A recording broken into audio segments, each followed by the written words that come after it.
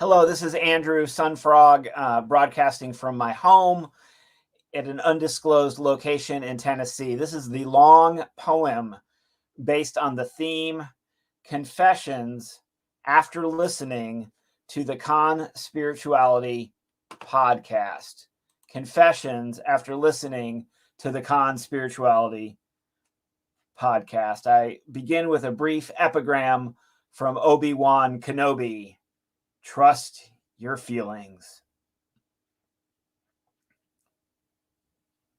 You are sitting in morning meditation, grateful for the time to breathe, but fully present to the stinking thinking, constant thoughts that chase your mindfulness deep into the nagging, annoying, unhealthy parts of your mind. You are lost in the presence of the ever-present one to keep looking for what you will never find. You remember the long car ride where you could not pay attention, you could not get out, you had to listen to what seemed like days, but was probably only hours or minutes of a lilting lecture about an advanced race of human-like extraterrestrials called the Anunnaki from Nibiru, who are the missing link to humanity and our true evolution. But this didn't end with the long car ride. You remember being handed books, blogs, videos, and more by one of the world's leading proponents of a global counterculture movement that combines New World Order conspiracy, the truther movement, anti-globalization, with an extraterrestrial conspiracy subculture. You remember the marijuana-induced freakouts about the light beings that lived outside your realm or the real. You recall the deep, long listens to Tool albums or Bill Hicks stand-ups or late sleepless nights listening to DIY DVDs you had ordered about the supposed real story behind 9/11. You even published your own pro-conspiracy rants in a legitimate publication. And if you are completely honest, you are still very concerned about the deaths of Martin Luther King, Thomas Merton, and Paul Wellstone, to name just a few.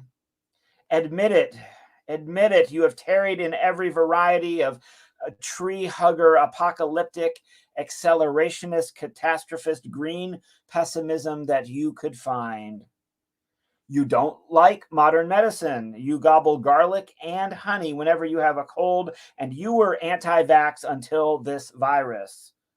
What else do I need to confess? You remember that time more than 20 years ago, the student complained that you might be a gay, lush witch. The letters that were written to the dean, wording so desperate, the tone so mean. How many doors or portals were passed through just looking for the real you, from cradle Christian to eclectic pagan, drifting down the theological cafeteria line, a plate heaping with delicacies that were once only accessible to royals. Yet the alienation and anxiety and addiction that fueled ever yet more intense searches or purges or puck-like urges, something deep down in your bones lacked sufficient purchase to keep you on one path. How many days or years did you stay? You have always had a hard time with math. How many times were you sure that you saw God, when really that was just the moment when the drugs finally kicked in? You put your hands in some soil, declared that you were home, even moved into a dome built by an old man called Owl. But the 13 years there proved for you something finally unsatisfying or foul. When the contract you signed, a tenant was evicted, which you rationalized mainly because you learned they were shitting in the creek. You were not the meek to inherit this parcel of earth. You just had the down payment asked. Never explained to the seller, a local farmer who had been there for years, what all your dreams were of decadent festivals on the back 40, where the techno sounds allegedly carried to the next town over every time you tried to park. Too many cars on this tight gravel road named after pumpkins and not solar toads. You bought land from somebody. Who bought land from somebody who bought land back then when they just took the land, had slaves work the land. It was not that long ago. You know what you know. Every book you read about why the hippies failed was only part of the story, because some of those hippies were still there. Yet within yourself, you turned a blind eye to the rural gentrification that hip white people with bank and gas in the tank can come take. It's optional if they even give thanks. A fine line between sustainability and trashing the land, a fine line between permaculture and a permanent outpost for another version of white culture.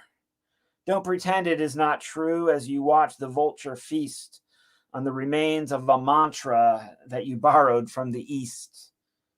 You are not descended from ascended masters. You are not a shaman or a priest.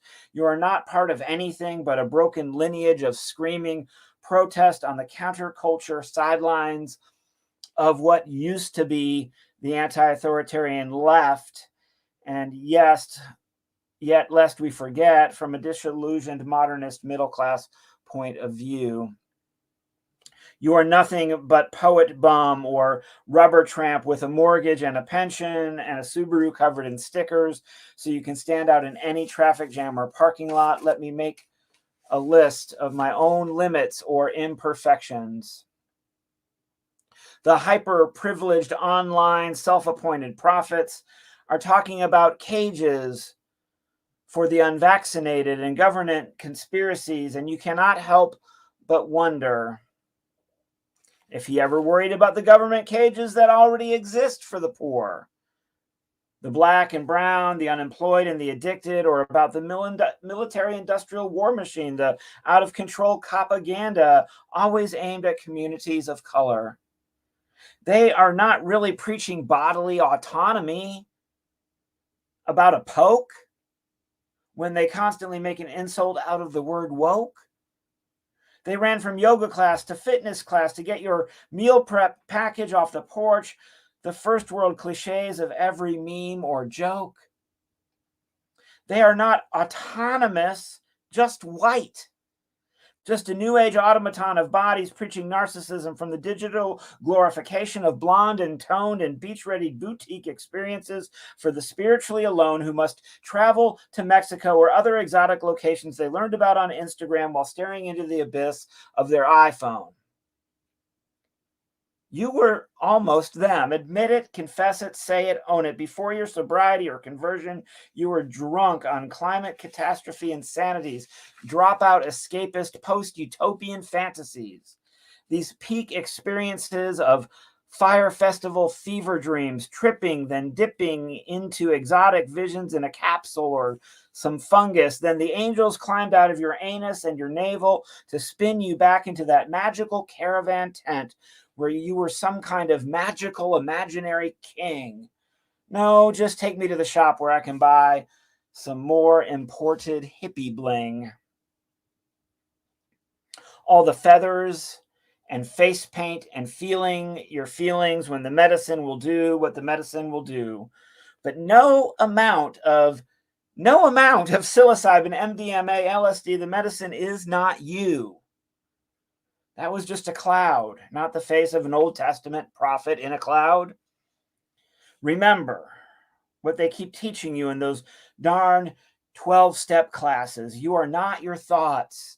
You are not your feelings. It takes a special kind of private, perfect privilege to constantly promote every minor epiphany to the level of Substack scripture for your subscription base, because you have convinced them that you are part of the anointed, carefully called and chosen truth tellers when you are just as imperfect as anyone else, crawling around for joy pebbles on the ground of a cave, just grateful to be breathing inside your hairless meat costume of accidental consciousness on this blue-green ball of great mysteries. To be clear, these people are driving me crazy, because like them, I have too much free time. I too have been drunk on every passing spiritual fashion of woo-woo, doo-doo, on my shoe, Shoe to share with you and my crew. Few, to be clear now, you. If I had not had the Conspirituality podcast hosts to do a close deconstructive reading of the latest Eisenstein animated video, I too might have been swept away again. Shared it favorably on my page, and then what? Or what then?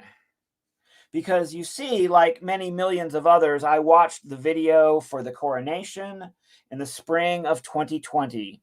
When my intuition tweaked, my feelings were felt like oceans of mountains, of volcanoes, of hurricanes, of feelings, everything. Off the charts, my dreams and sleep like downloads from God. The whole thing was real for sure. This was Earth's moment. I'm talking about spring 2020, the beginning of the pandemic. This was Earth's moment to wake up, to shut down all the shit that is killing us. And yet, within a few months, find us finally living in the long-awaited carbon-neutral, fair trade, free world without child slavery or sex trafficking or anything else the highly selective moral compass of hip white bloggers have deemed really bad this week. Why did I order all of his books that day? And from an independent store even, and not Amazon either. Had to wait more than a week for them to arrive. Started to read them, never finished them. Now listening to this podcast almost 2 years later, I am so glad I never read them books. Now I just moved them to the box to take to the used bookstore. Because damn, this is just some diluted John Zerzan. Damn, some warmed up leftovers from Hakeem Bey. Perhaps a sprinkle of David Graeber, but only if David Graeber were merely just a smarter version of Joe Rogan and spiced generously with a word you stole from Thich Nhat Hanh, and may he rest in peace and power. I'm sorry I bought your books, Charles Eisenstein, but I am not sorry I listened to Conspirituality the other day. Now, back to 2020, please. Back to 2020, please. Keep this clear because of the murders of Ahmaud Arbery, Breonna Taylor, and George Floyd. Something snapped this pandemic thread in my Sabbath head. That it was really only just about climate, just about, the wildfires, extreme ice storms, the rising polluted seawaters, and not about the police or the cops who are militarized to the nines and occupying army for the rich. And not about the poison of the prisons in Mississippi, yes, Parchman Farm, where the inmates might accidentally eat a rat that got cooked in the cornbread that day.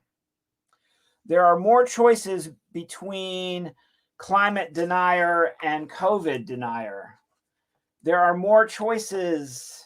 You can still be a nonviolent anarchist and not be coerced by some Twitter troll to apologize for voting for Democrats to defeat Trump and his citizens' army of red hats like brown shirts with blue flags declaring fealty to a family name, even though in your regional municipality he is far from defeated, but holding almost every county, city, or state government hostage, all set to giving more civil rights to unborn zygotes than to women, immigrants, blacks, or queers.